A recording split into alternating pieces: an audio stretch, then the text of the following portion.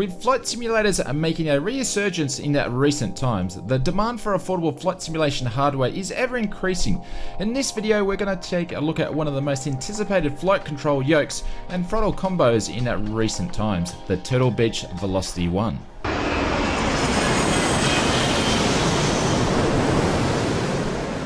Welcome to another flight test video. In these videos, we take a look at all the different aircraft, airports, utilities, and hardware and let you know, is it a value for money? Before we jump into this week's video, 73% of all viewers that watch the ausflightsimmer channel are not subscribed. So if that's you, please hit that subscribe button and the notification bell. That way you know when our next video goes live.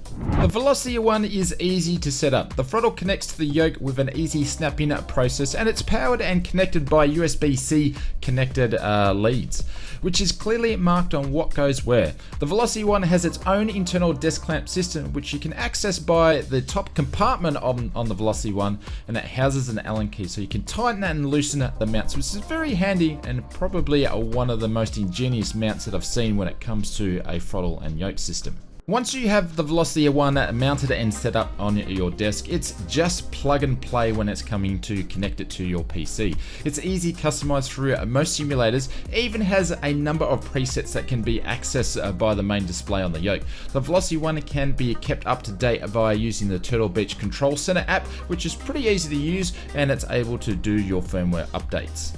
When it comes to the yoke itself, it has 4 hat switches. There will be 2 on the left and 2 on the right, as well as a push button on each side. On the back of the yoke, at the end of it, it includes 2 trigger buttons. The lower one is a full analog access, which is able to be used for rudder pedals, and it's actually defaulted for rudder steering through the presets. Moving towards the face of the yoke, it has a bright LCD screen that is very easy to see. This panel helps you navigate around the features of the yoke and a bunch of Xbox buttons are below the screen and towards the right hand side, and the face also helps you navigate through the Xbox menu with ease. Below the yoke itself, there is an LED annunciator panel. This is connected via a SIP bridging software that you connect to your sim, and it will light up with different warnings or what's actually happening with the aircraft. This is a really immersive feature and one of my favorites when it comes to this yoke, and I haven't seen it on any other flight control system before, unless you're getting up to custom builds of thousands of dollars. Moving over to the throttle itself, as we mentioned before, it attaches to the yoke with a quick and easy snap connection. The throttle is powered by USB-C lead connected between the throttle and the yoke, which works quite well, but in my opinion, it's a little bit messy. It would be nice for that to be actually included in the internal of the throttle and the yoke. The throttle itself includes a trim wheel, which in my opinion is one of the most realistic trim wheels I've found on any flight yoke system, and it is a welcome addition.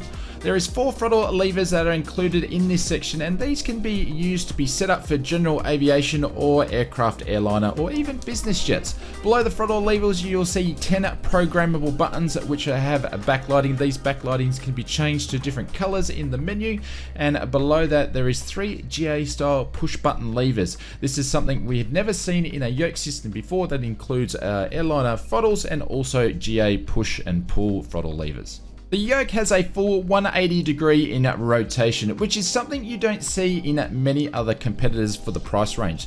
The yoke itself is pretty smooth when it comes to the travel, but I did find the self-centering tendencies of the yoke to be very strong and would get in the way of a very smooth buttery landing, which was very annoying. I was able to overcome this though by creating dead zones within the sim software to avoid the detent. The resistance on the yoke seems to be on par with many other mid-range yokes on the market, but I found it to be on the lighter side of my liking, but it's not really a deal breaker.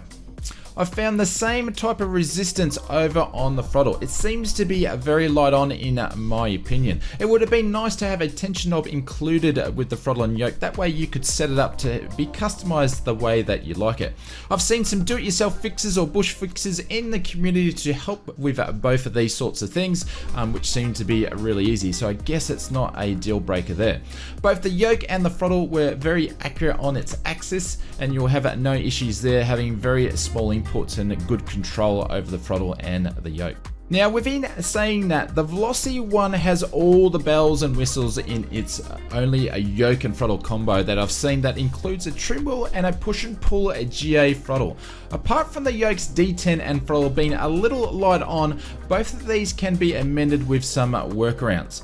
I've been using the Velocity Flight 1 yoke for about 2 weeks now, so let's put the Velocity 1 into action by jumping into Microsoft Flight Simulator and completing some circuits where a pilot's workload is the most in my opinion.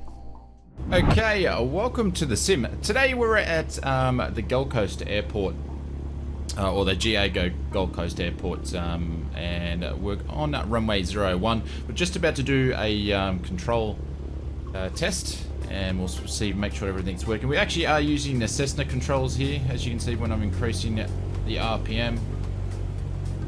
Pop that back down to around about 1,000. I'm actually using the dead zone in here because I find the workaround with the center point, just like this, it appears to be right on flare on these GA aircraft. So I've got some dead zones in there, so we're going to be doing that. Make sure our hat switches are very important because we're going to be doing some circuits, and they're very important to see where you are. Reach over to that, put that down, and actually, we're going to be using flaps. So we've got our flaps here. Make sure they're working there all the way down. Yep, we can see that. Those up, we'll use 10% or 10 degrees of flaps. There we go for the start. Rim wheel about there. We're going to center. Actually, haven't bound the key to actually center. And we're going to give it a go. As a real life pilot, I believe the circuits are probably the most important, or where you're at your busiest. So it's this would be a good spot to check to see how the Velocity 1 is going to go in a sort of semi-real life or simulated circuit experience. So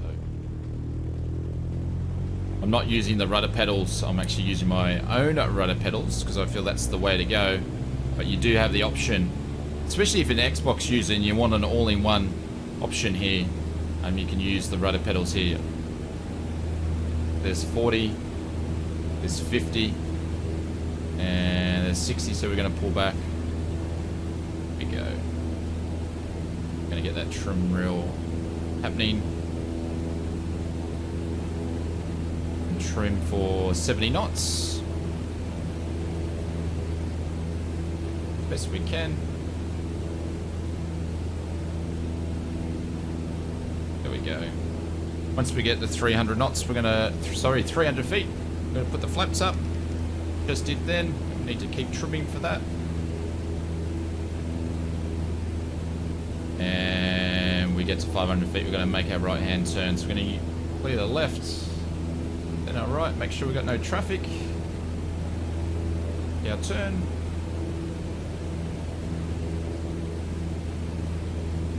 Keep climbing up. Using our trim wheel. The trim wheel's great. It feels quite nice, and it's nice to have a trim wheel on a built into a flight control because you don't see that very often.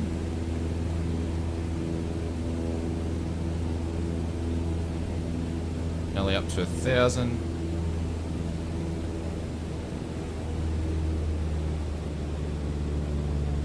From here. Left, center, right.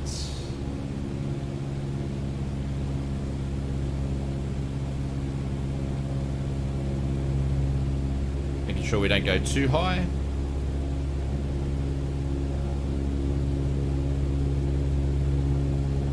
Airport will just be on the right hand side, so once we get on our downwind here,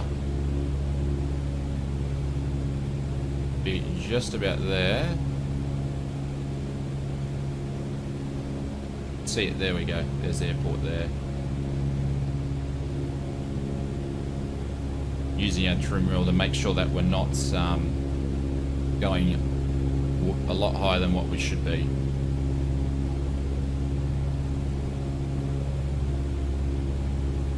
You can change the sensitivity on the trim wheel in the sim, so it takes more of the wheel to turn for it to what you need it to be.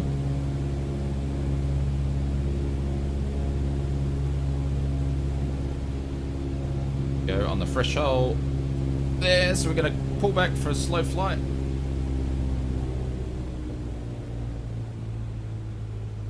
The trimming really comes in handy. First notch flaps.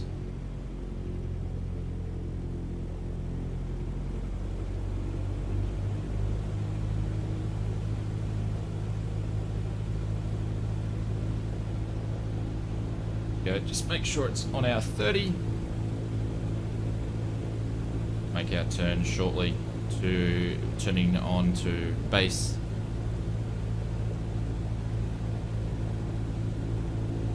Okay, that should be right. Clear left, center, and right. I really need to add that button in, which I can program it in here. Make our right hand turn.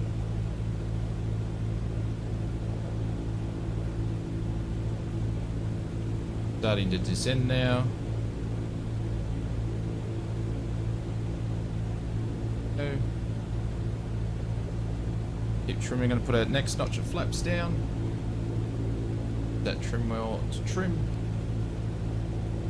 We have a look. Airport there, and we need to make our turn to final. Nelly missed it. Oh, there we go. We overshot anyway. About 600 on a turn to final.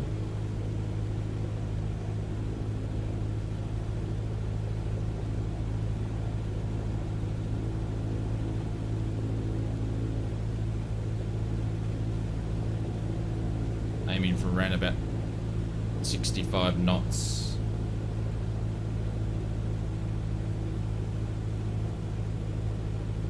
This has got a displace threshold here at the Gold Coast Airport, or Southport Airport I should say is what it is. We're going to aim for that. Out for the trees here. Over the trees, push the nose down. Got a light breeze right down the runway.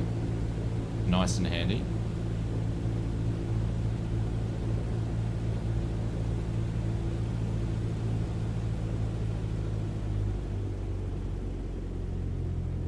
Pedals. Oh. Float. Oh, complete off speed. There we go. The flap's going to trim back down a little bit. Going to be interesting one to get in the air. We scared the kangaroos there a little bit.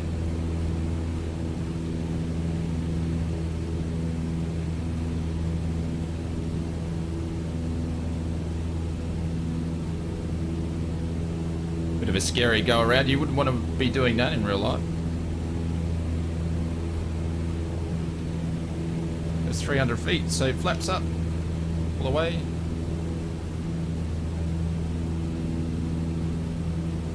Keep trimming. 500 feet, so clear a left and a right. Make our turn.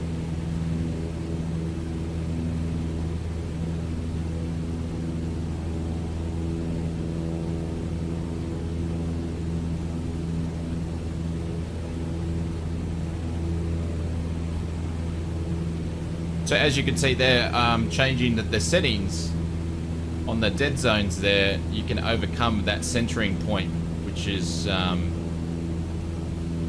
makes a big difference.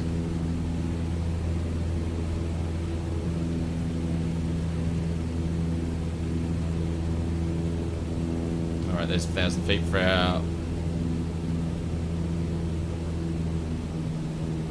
circuit height. Start to slow the aircraft down a little bit. Clear to the left and right. We'll make our turn.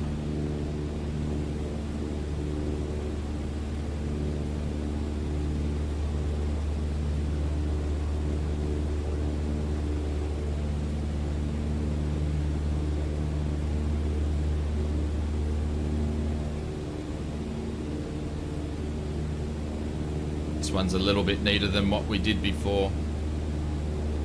Really pull back on that power. Not speeding too much in the 152 in the circuit. Play around with that trim wheel. Go. The airport there. And we'll keep doing here. Keep going down on our downwind.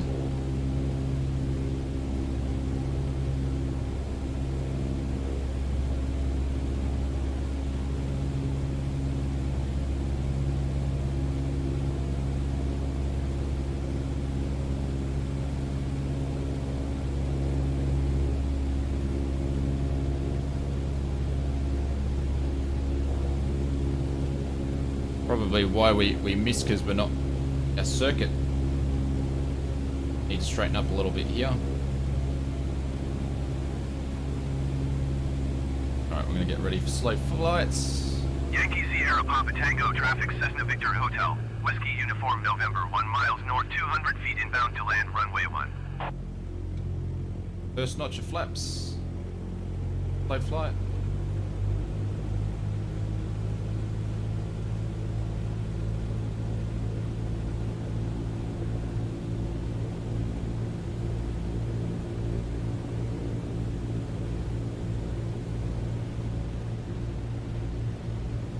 Definitely behind us, so we'll clear to the left, center right. This time we're going to do a full stop landing. I think you guys get the idea of how the flight controls work.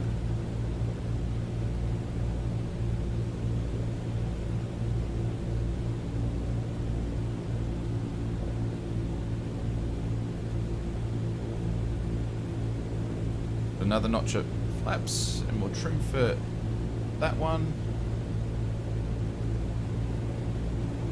Looking for that airport there. That's probably a bit far out for a circuit, but that's okay.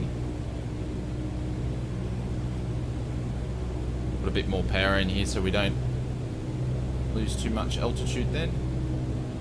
Turn on the final.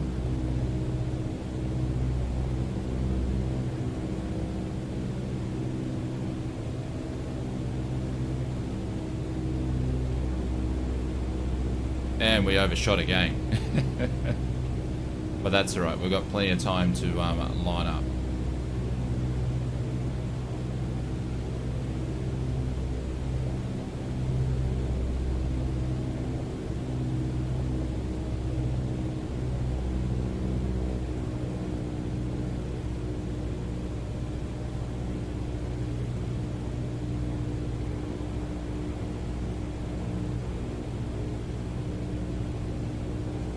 There we go, all lined up 0-1. Aircraft trim. Speed's a little bit quick, so we're going to take some speed off.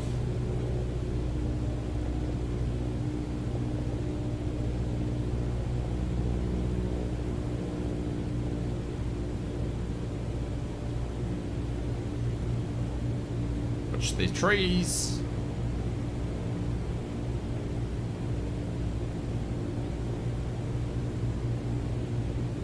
There we go, now we'll pop the nose down.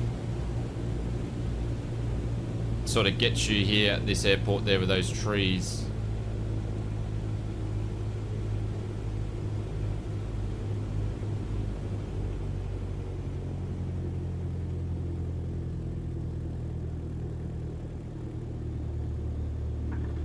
Oh, bit of a bounce. Lucky this is a full stop.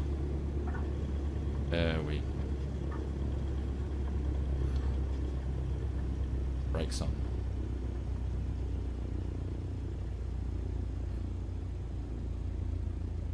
So hopefully that gives you a bit of a live experience of how the Velocity 1 flight controls work. As we can see, the kangaroos up there popping around. And it's a nice touch having that the GA flight throttles on there. And like I said, we move here. You can change the sensitivity of the yoke to suit it and customize it to the way that you want it to be. In summary, the Turtle Beach Velocity 1 fits into an entry to mid-range yoke category. Yes, there is much better yokes and throttles around on the market, but you will need to pay a lot more to get access to them.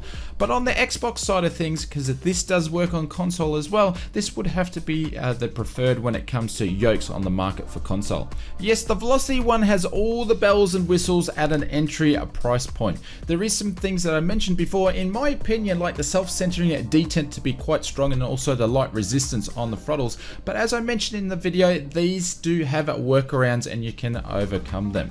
If you're looking for something at the entry price point, the Velocity 1 is a good option as it sits around about 360 USD. This is the marketplace I'd say that Turtle Beach team is aiming for, and it's pretty good value for money in my opinion at that price point. If you're looking for something which is a bit more realistic when it comes to flight simulation hardware, you'll need to add some more dollars to the cause to get what you want. If you got this far in the video, thank you very much. You guys are a bunch of aviation legends. As I mentioned before early in the video, only 73% of viewers that watch the ausflightsimmer channel are not subscribed. So if that's you, please hit that subscribe button and the notification bell. It's much appreciated. It helps us out, and that way we get to let you know when our next video goes live. Stick around for another flight simulator hardware video coming up. I think you may like it, and we will see you over there.